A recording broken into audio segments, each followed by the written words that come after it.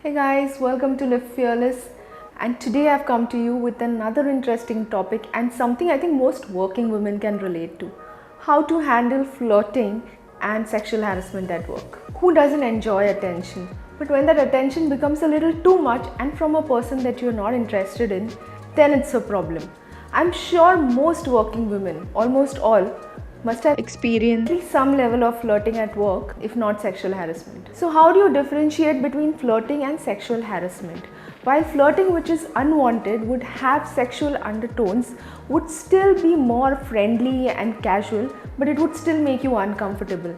Whereas sexual harassment is downright, sexual advances, which could be messages, obscene remarks, and they could suggest that somebody is sexually interested in you. So this differentiation between the two doesn't really matter, right? Because as long as something makes you uncomfortable at a workplace or uncomfortable in the presence of a colleague, it needs attention and it needs to be taken care of. So while flirting would be a lot more casual, sexual harassment is defined as unwelcome, inappropriate, and obscene conduct based on gender and is prohibited by the Civil Rights Act.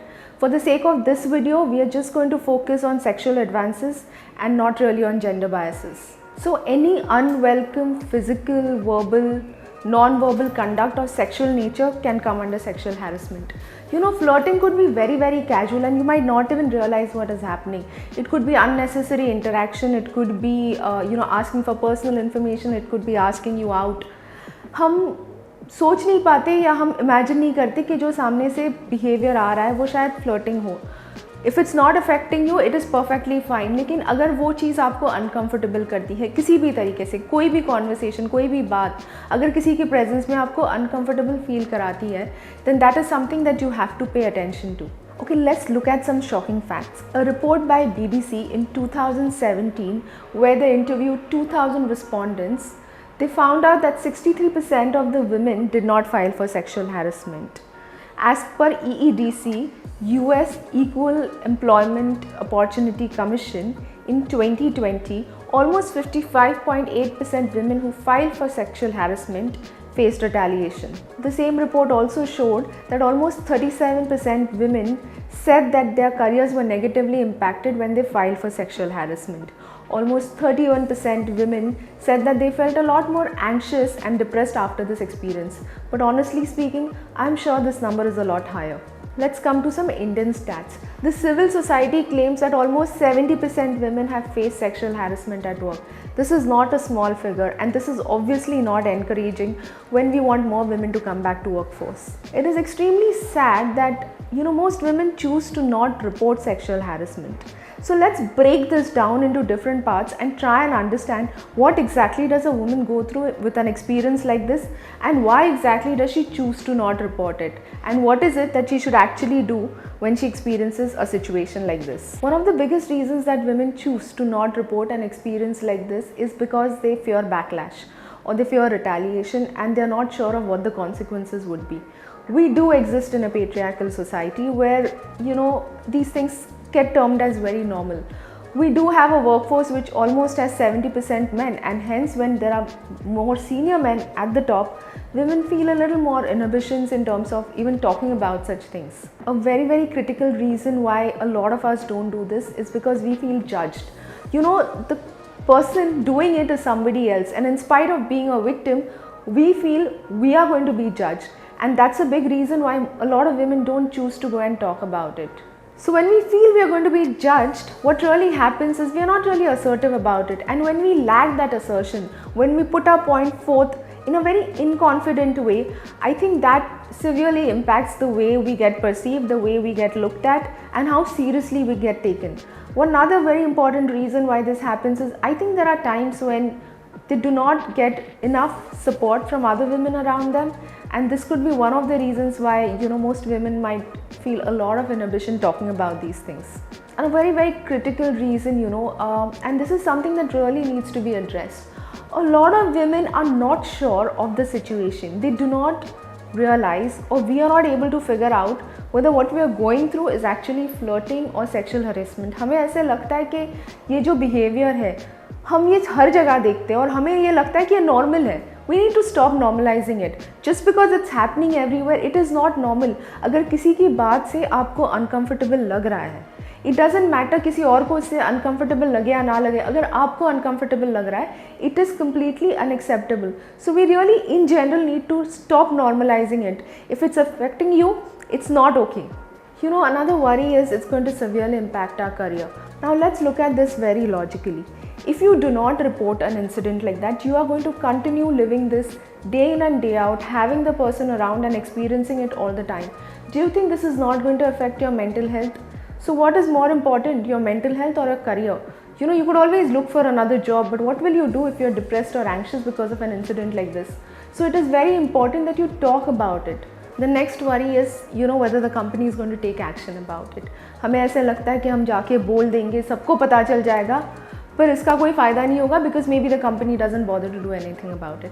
Please understand, legally, your employer has to ensure that he provides you a safe and secure place to work. He is liable to take action. It's not optional for him.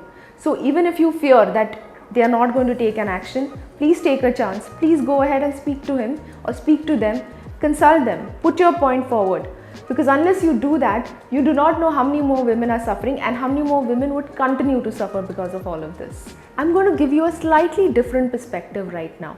You know, before we move to how can we actually solve this problem or how can we actually deal with it, let's introspect a little. Let's look at our behavior first.